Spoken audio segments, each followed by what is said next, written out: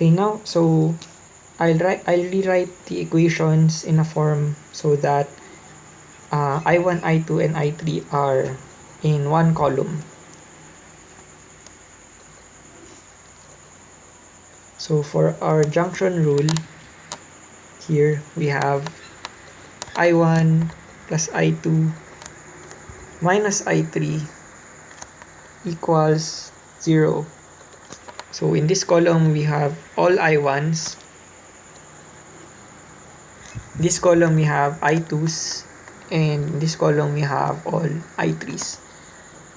Next, for loop A, for this equation,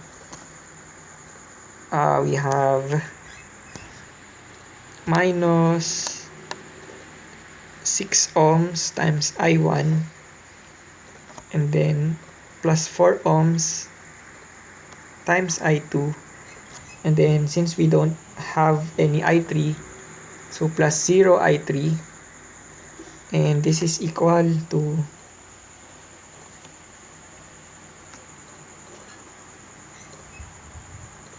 minus 10 volts minus 14 volts.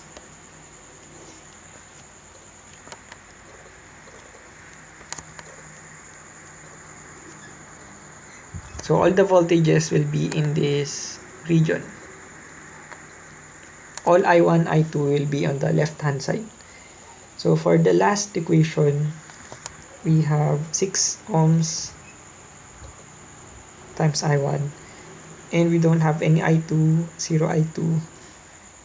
And then for I3, we have 2 ohms times I3 equal to positive 10 volts.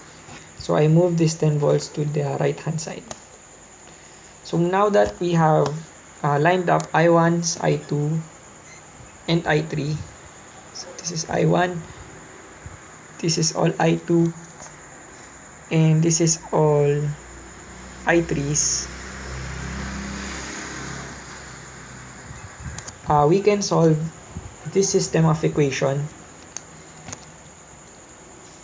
by using either any method we like. So let's first write the constants here.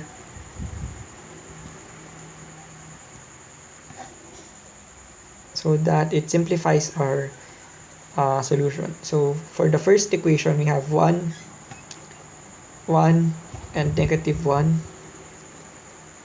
Then this is equal to 0. For the next equation, we have 6, we have positive 4, and we have 0 equal to minus 24. For the last equation, we have 6, we have 0, we have 2 equal to 10. So now if you solve for I1, I2, and I3, which I will do in a minute, so I'll be using my calculator.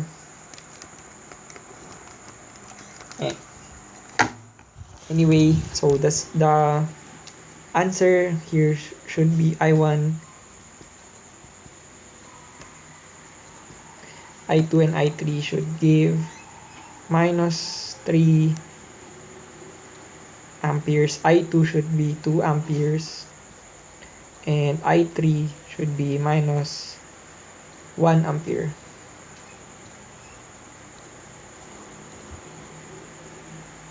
So again, the sign for minus the negative amperes only indicate that the actual direction of the current should be opposite of that we have guessed. So that's how you solve a multi-loop circuit. So let's summarize. So first, start with the easiest. Set up the junction rule, and then after that, use the loop rule to know the remaining equations that can be used to solve for the unknowns.